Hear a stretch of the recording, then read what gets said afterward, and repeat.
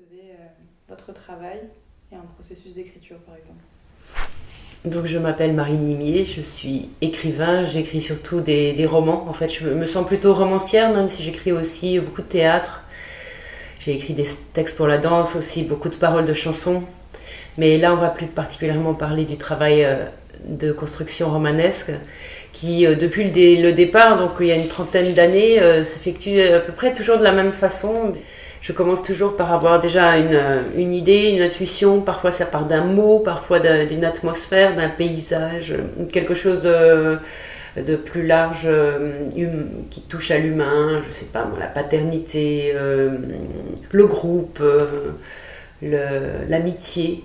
Voilà, ça c'est la base de départ. Et ensuite, je passe quelques mois à prendre des notes. J'accumule les notes. Ces notes, je les prends en général à la main. Je lis, je réfléchis. Quand je lis, j'ai des mots qui me sautent comme ça. Je me dis, tiens, ce mot-là, il sera dans le livre. Et je le note. Il y a souvent, au départ, il y a souvent un moment de grand doute, de grande difficulté, qui pourrait s'apparenter, je sais pas, à une dépression ou quelque chose comme ça, quelque chose vraiment qui vous tire. Et quand la première page est en route, même si c'est pas celle qui restera, parce que finalement on va enlever la moitié des choses, etc. Pour moi, moi je sais que je vais aller jusqu'au bout. Quand c'est amorcé, je sais que je vais aller jusqu'au bout. Alors après, évidemment, chaque moment est un moment de doute. Enfin, chaque phrase, il faut la relire, enlever ce qui est inutile. Donc il y a des questions à chaque instant. Après, il y a un doute aussi, un grand doute, une grande solitude au moment de la sortie du livre.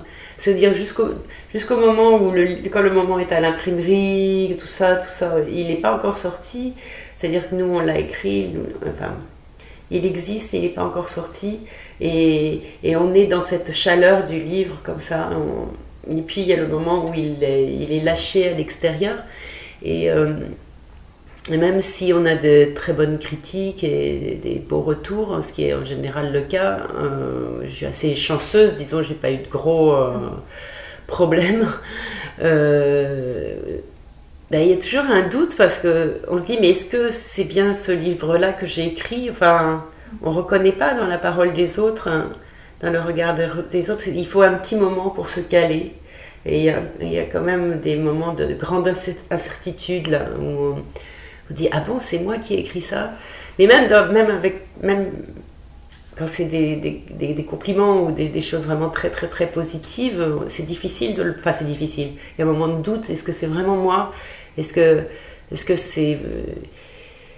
Parce que quand on écrit, il y a aussi ce moment où ça marche bien, on est vraiment dedans et où l'écriture, elle vous dépasse complètement. C'est-à-dire que oui, on écrit soi-même, mais les choses viennent d'ailleurs. C'est comme si tout venait tout ce qui est autour venait nourrir le livre.